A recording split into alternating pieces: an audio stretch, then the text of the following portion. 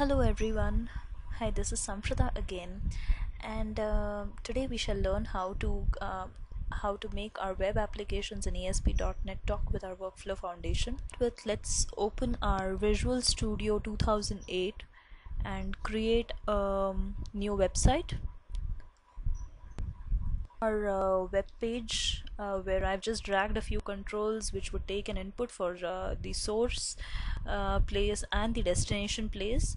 Okay, and pass this to the workflow. The button which would actually call the workflow and execute it. Okay, so this would check the availability.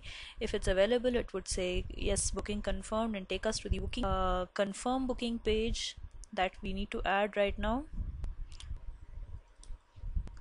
Confirm. Okay, and similarly I need a page called error. I need an error page.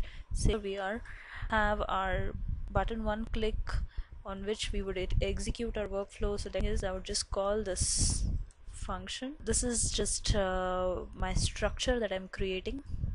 Now for some time let's just close all these pages, and now we need to create our airline booking workflow. Create our workflow project here, so I'll add a workflow project to this solution, and here we would use not a console application but a workflow library. Okay, this will create a DLL which we would be adding to our website. Okay, so I call this as flight booking. So here's my workflow wherein I would just quickly drag and drop, quickly create our event handlers for the same. On the execute code, handler named confirmed, and similarly on booking failed we shall have our handler called error.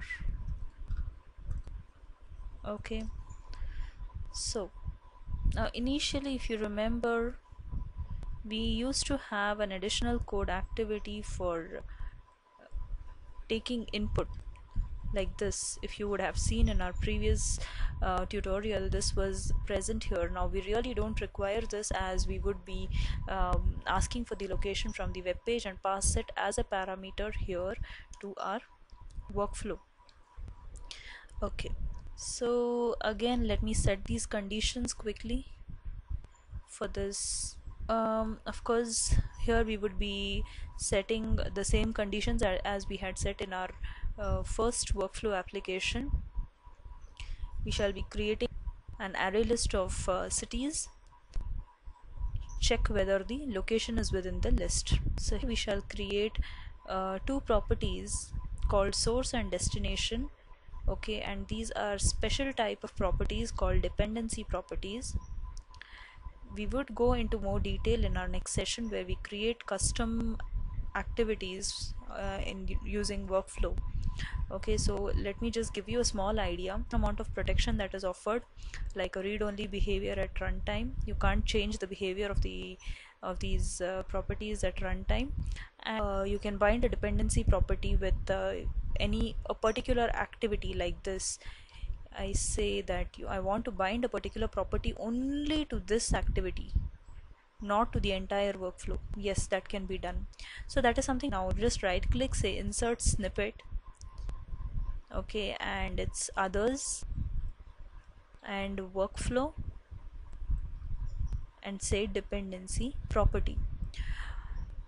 Also note that you can communicate using external events also, but for right now, to make the application pretty simple, we'll just have our communication done using parameters. So here I'm going to create a property called source. Okay, this will accept our source location that we would be passing from our web page. Okay, so this is a string type of property. Okay, and there is another way that you can actually use the snippet instead of right clicking and doing that. It's called WDP. So just click it and press the tab button. We'll create another property for destination, accepting destinations. Again, this would also be a string property.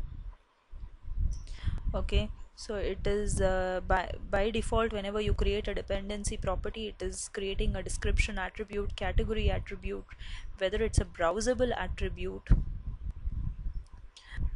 or the result property. Now this is something that we would be sending it as an output, okay, from the workflow, which would be captured at the web page. Not intending to confuse you too much, just three properties. One accepts the source and destination, and one returns the result. Okay, so result is also of type string. Now, okay, now let's handle our booking confirmed and booking error handlers that we created for each of these code activities. Now here I say that I want my result activity to be set to the name of my web page here, that is confirm.aspx. I would send this as an output from the workflow, and there we would just redirect the page to this just redirect the page to this particular result, that's confirm.aspx. And similarly here we redirect the page to error.no and concentrate on the more important part, that is our web application. Okay, so here, as I told you, we need to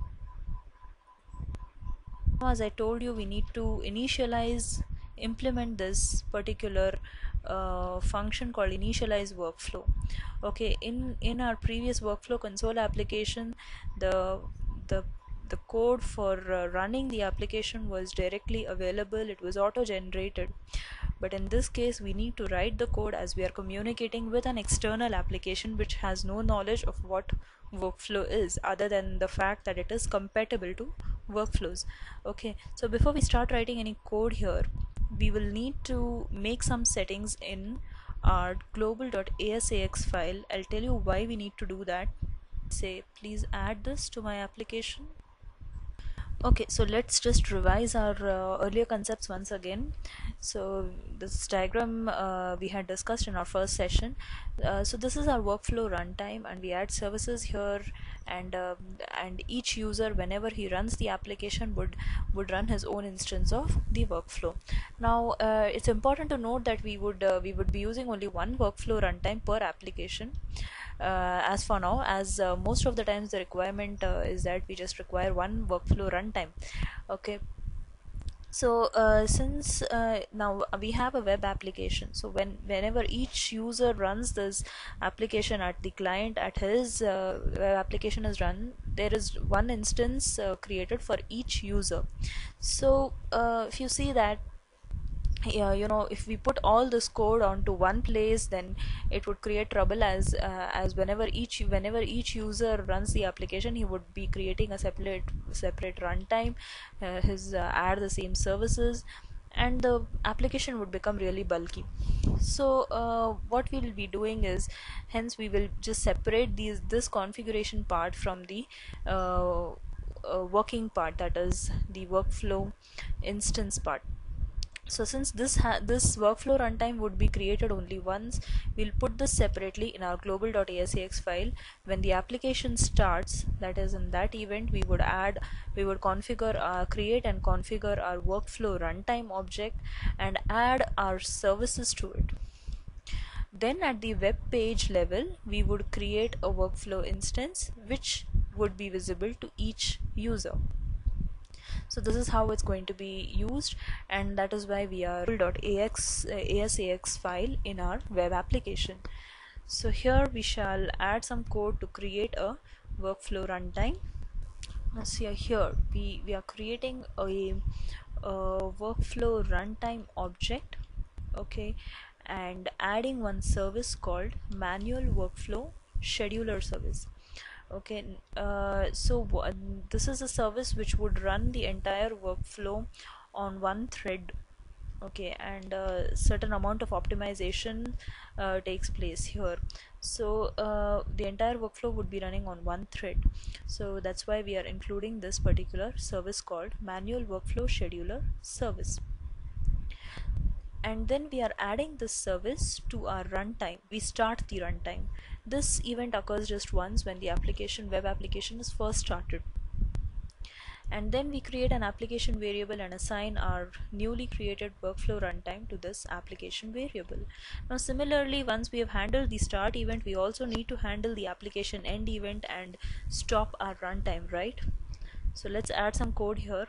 So here we access our application variable to which we had assigned our workflow runtime, okay, and we just stop this runtime.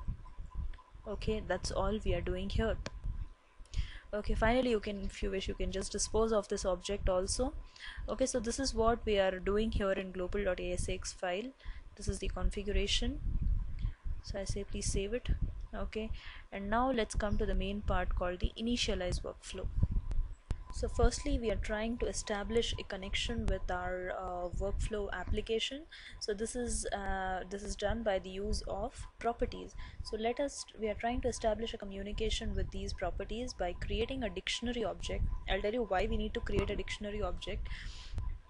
Okay, so so where we add two things. The string specifies the property that we actually want this value to be mapped to. So if I say I'm providing this text, I'm providing a value of Mumbai in text box 2, I want it to be mapped to the source property of my workflow. Okay, so this is we would access our application variable called workflow runtime. Now here we'll create our workflow instance. Okay, don't be too confused. Let me again show you the diagram. Okay, this is the workflow instance. We have created the runtime, added our service to the runtime. Now we are creating our instance, workflow instance. Okay, now that's, so here we create our workflow instance inside our runtime. Okay, so we say workflow runtime dot create workflow, the name of our workflow, which is right now workflow 1, and there's an overload which accepts a parameter. We just now need to add a reference to this project, without which it really won't work. The project called flight booking. Okay, so that namespace is here, that is the workflow.runtime and workflow.runtime.hosting namespace. We just handle our workflow completed. Here it returns confirm.aspx, for instance. Okay, I'm directly redirecting this current response to confirm.aspx. Okay, so okay, now once our workflow instance is started, we always get an instance ID. Okay, now we have let's run our manual scheduler service on each instance. Okay, so what we are doing is just getting our service over here by saying that workflow runtime dot get service, and getting our manual workflow scheduler service from our global.asax file, and adding our instance ID to this scheduler service. We are calling our initialize workflow on our button 1.click. So on confirm.aspx we say that booking confirmed. So here the objective is not creating complex applications. Here it's simple applications created with clear, by making the concepts clear. Okay, so I call this as booking error. So here we go, we run this application, and let's for now give the right source and destination, stick to them, and see whether it gives us a confirmation. Say check availability. Yes, now here it's gone to booking.aspx and the message given is booking confirmed. Okay, so let's really run it again, and I say that let's call it Delhi, check availability. Yes, so it's redirected to the error page, and hope you enjoyed this session, and thanks a lot.